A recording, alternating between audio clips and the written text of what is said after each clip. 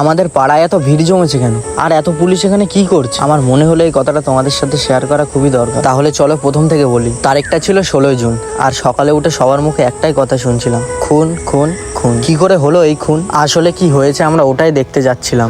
আর এসে শুনি বডি নিয়ে নাকি হসপিটালে চলে গেছে।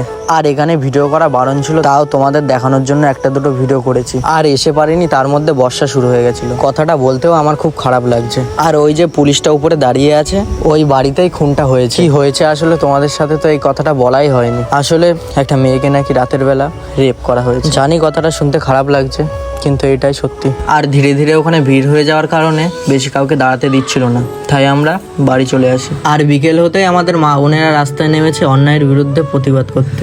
আর তোমরা এই ভিডিওটা লাইক, কমেন্ট আর বেশি বেশি করে শেয়ার করে দাও, যাতে এই ভিডিওটা বেশি বেশি লোকের কাছে পৌঁছায়। কারণ এই বোনটার সাথে যে কাজটা হয়েছে, আমাদের মা বোনের সাথে যেন এই কাজটা আর না হয়। একটি মেয়ে যদি তার বাবার তৈরি বাড়ির ভিতর সুরক্ষিত না থাকতে পারে, তাহলে অন্য মেয়েরা রাস্তাঘাটে কিভাবে সুরক্ষিত থাকবে? তাই জন্য আমাদের মা বোনেরা রাস্তায় নেমেছে, যাতে এই ঘটনাটার ন্যায় বিচার হয় আর ওই পাপীদের যেন কঠিন থেকে কঠিনতম শাস্তি পায়।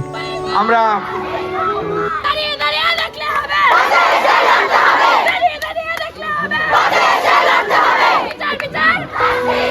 আচ্ছা, কি হবে এত মিছিল করে, কি হবে এত লড়াই করে? সেই তো দুদিন বাদে ঘটনাটা ধামাচাপা পড়ে যাবে। ওই পাপীরা কিভাবে বুঝবে একটা মায়ের কোল থেকে সন্তানকে কেড়ে নেওয়ার কষ্টটা? আর এই ঘটনাটা নিয়ে উপর মহলের লোকেরা তদন্ত করছে। আদেও জানি না এই পাপীরা ধরা পড়বে কিনা। আর তোমরা যদি জানতে চাও এই অপরাধীরা ধরা পড়লো কিনা, তাহলে তোমরা কমেন্ট করো বেশি বেশি করে, তোমাদের জন্য এটা নিয়ে ভিডিও বানাবো। তাহলে সবাই ভালো থেকো, সুস্থ থেকো, রাধে রাধে।